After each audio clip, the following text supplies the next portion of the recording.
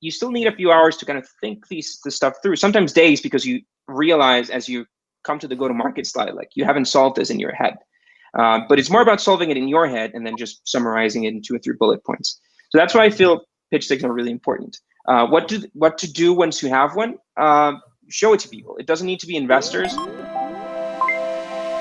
Get some funding down the road, and we would definitely be reaching out to you and hopefully getting something started, because we don't know what we're doing in that space as much as we probably should, but could definitely use some direction. So once someone has something like a pitch deck and that type of thing, what do you see them doing with it? What's the best steps to take after that, and where should you start? Yeah, I think the pitch deck is always like coming up with one, even without our help, is a good exercise to kind of get your ideas together. To me, the pitch deck it's like a short business plan.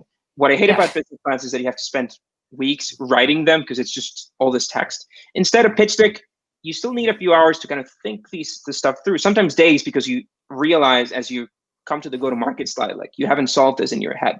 But it's more about solving it in your head and then just summarizing it in 2 or 3 bullet points. So that's why I feel pitch decks are really important. What to do once you have one? Show it to people. It doesn't need to be investors.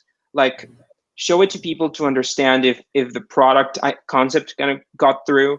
Especially in pandemic days, you're going to have to email that deck before you jump on a call. So somebody needs to be able to read that deck and understand what you do, and not only understand it but be excited about it. So there's a lot of just like a landing page for your product or service. There's a testing process where you put it in front of people and see what they think.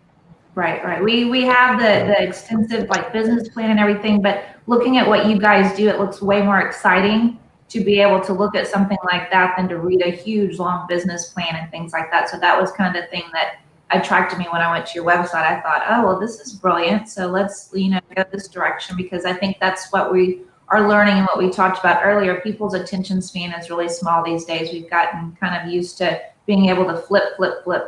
And so I think to be able to have something that visually looks exciting and kind of gets your blood pumping, even from a visual standpoint, would be very important. Yeah, and especially with investors, it's not so much related to their attention span, but more to the fact that they'll get hundreds of these every month, and they just need to crawl through this rather quickly and tell these companies apart. Guys, sorry, I have to take off now. Thank you. But yeah, thank you so much for joining us, Caya. It was a pleasure. Thank you, Tanya.